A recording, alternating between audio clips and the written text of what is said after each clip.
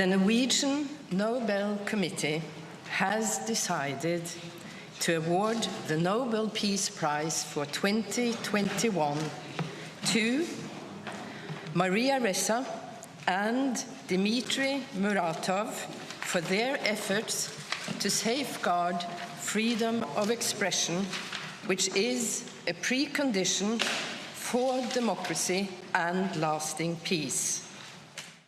Thanks so much indeed for your time, Hakki. This may be a bit surprising, but it's not the first time a journalist stroke activist has won the Nobel Peace Prize. Yes, it is not.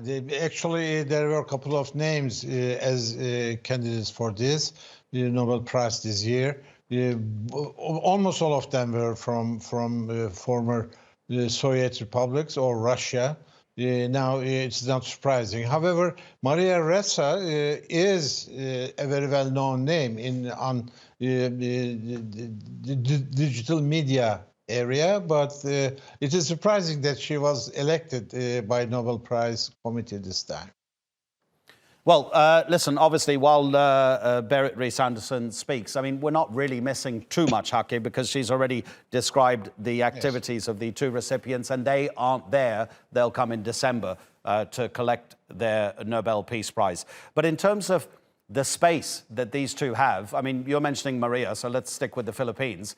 Interesting that Berit Reiss-andersen there talked about pretty much a dictatorship almost, the regime she called Rodrigo Duterte's presidency, and he was democratically elected, let's not forget, but he has been waging a war on drugs, which the Nobel Committee says is tantamount to a war against its own people. I mean, it's difficult to operate in those sorts of circumstances when you have a president like Rodrigo Duterte.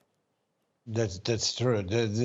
I mean, the country, the image the country created all over the world is not very democratic. Last time the elections were rather fair and free, but still the mechanism for candidacy was very cumbersome. It was difficult for the very large minority groups to be in this race.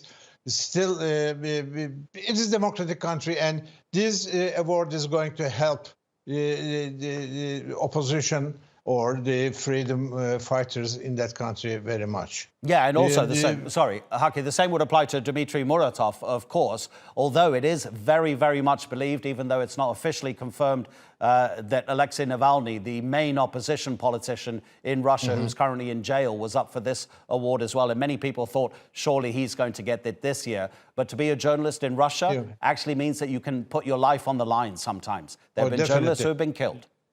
Oh, yes, definitely. And especially Muratov's newspaper was on the front runners of giving victims to the regime or to those killers. Yet not electing Navalny is helping the idea of freedom of expression in Russia. I mean, otherwise, Navalny's selection could be regarded as a very direct political statement against Putin. Now, this is not such a political decision. This is really an effort to safeguard the freedom of expression. That's true. I'm glad they did it this way instead of Navalny. Hakki, thank you so much indeed for your time. Hakki Ocal is from Ibn Haldun University here in Istanbul, just confirming that Maria Ressa, the Philippines journalist, and the Russian journalist Dmitry Muratov are the winners of the 2021 Nobel Peace Prize.